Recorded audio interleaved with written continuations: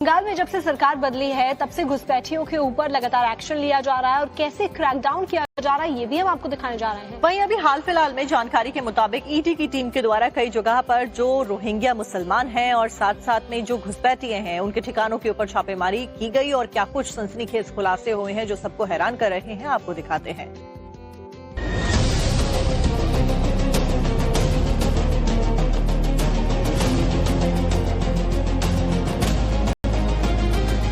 पश्चिम बंगाल में रोहिंग्या और बांग्लादेशी घुसपैठ और उनके कथित टेरर फंडिंग नेटवर्क को लेकर ईडी क्रैकडाउन मोड में है। अभी बीते गुरुवार को ही ईडी के लखनऊ जोनल ऑफिस ने उत्तर प्रदेश, पश्चिम बंगाल, दिल्ली और हरियाणा में कम से कम 13 स्थानों पर छापे मारे हैं। जांच में सामने आया कि एक ऑर्गेनाइज सिंडिकेट इंटरनेशनल बॉर्डर के जरिए रोहिंग्या और बांग्लादेशी नागरिकों की भारत में अवैध घुसपैठ कराता था और इसके बाद भारत में स्थायी रूप से उन्हें बसाने के लिए फर्जी तरीके से उनके इंडियन डॉक्यूमेंट्स बनाता था।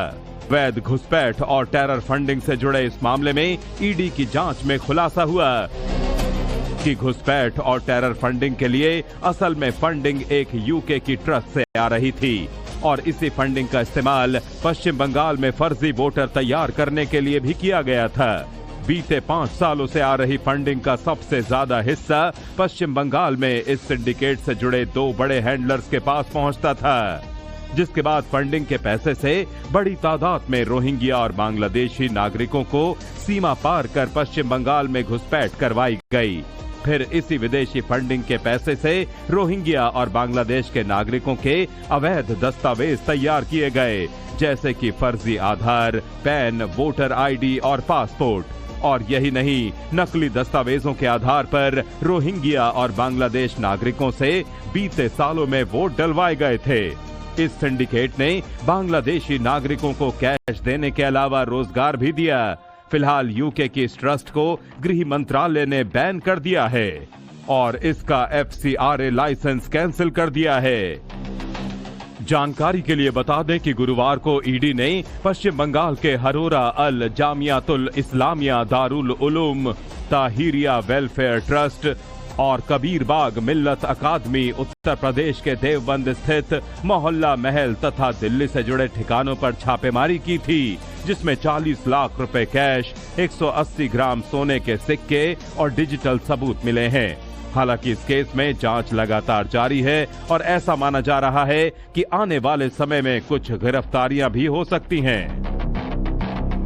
बंगाल में जब से सरकार बदली है तब से घुसपैठियों के ऊपर लगातार एक्शन लिया जा रहा है और कैसे क्रैकडाउन किया जा रहा है ये भी हम आपको दिखाने जा रहे हैं। वहीं अभी हाल फिलहाल में जानकारी के मुताबिक ईडी की टीम के द्वारा कई जगह पर जो रोहिंग्या मुसलमान हैं और साथ साथ में जो घुसपैठिए हैं उनके ठिकानों के ऊपर छापेमारी की गई और क्या कुछ सनसनीखेज खुलासे हुए हैं जो सबको हैरान कर रहे हैं, आपको दिखाते हैं।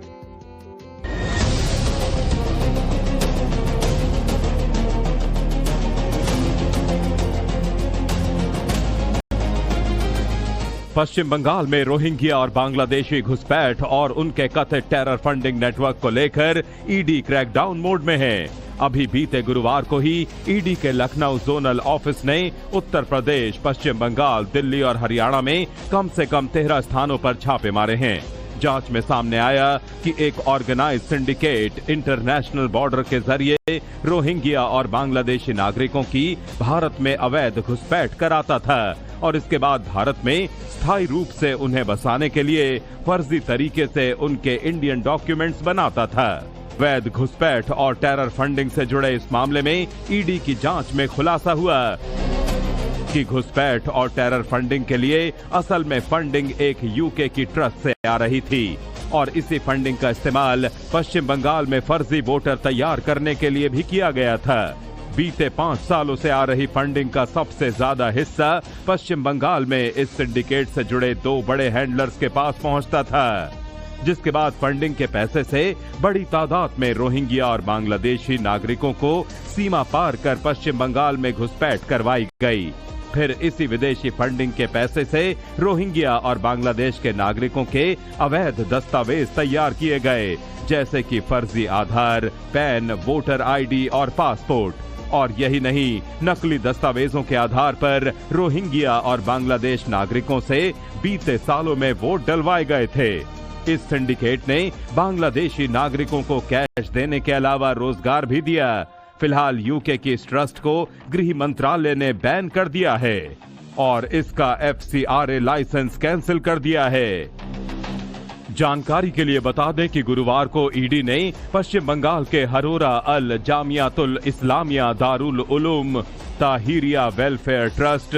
और कबीरबाग मिल्लत अकादमी उत्तर प्रदेश के देवबंद स्थित मोहल्ला महल तथा दिल्ली से जुड़े ठिकानों पर छापेमारी की थी, जिसमें 40 लाख रुपए कैश, 180 ग्राम सोने के सिक्के और डिजिटल सबूत मिले हैं। हालांकि इस केस में जांच लगातार जारी है और ऐसा माना जा रहा है कि आने वाले समय में कुछ गिरफ्तारियां भी हो सकती हैं।